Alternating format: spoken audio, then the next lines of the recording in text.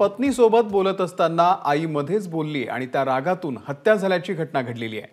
मुलानंच आईची निर्घृण हत्या केल्याची घटना घडलेली आहे। कोल्हापूरच्या साळोखे पार्कमधली ही घटना आहे। कौटुंबिक वादामधून ही हत्या झाल्याचं कळत आहे।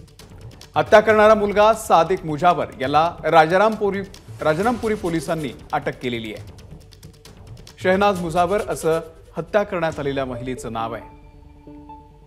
विजय केसरकर आपल्याला या संदर्भातले अपडेट देतील। विजय, अमोल, खरं तर कोल्हापूरमध्ये ही धक्कादायक घटना घडली की पत्नीबरोबर मोबाईलवर बोलत असताना आई मध्येच बोलल्याच्या रागातून ही हत्या केलेली आहे। आणि जो सादिक आहे मुलगा, ज्यानं आपल्या आईवरती छातीवर असेल, पोटावर असेल, पाठीवर असेल सुऱ्यानं वार केलेले आहेत आणि जागीच ही जी महिला आहे शहनाज मुजावर, या जागीच त्या ठिकाणी त्यांचा मृत्यू आहे तो झालेला आहे। खरं तर सादिक याच्या कुटुंबातील अनेक व्यक्तींसोबत याच्या आधी देखील वाद होता, त्यामुळे कोल्हापूर शहरातील प्रत्येक पोलीस स्टेशनमध्ये त्याच्या विरोधात आधीपासूनच तक्रार होती। आई असेल किंवा बहीण असेल यांच्याबरोबर वारंवार त्याचे वाद होत होते।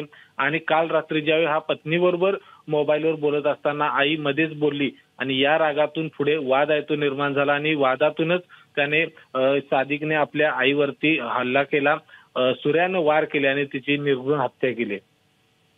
विजय, धन्यवाद दिलेल्या या माहितीबद्दल। एबीपी माझा, उघडा डोळे बघा नीट।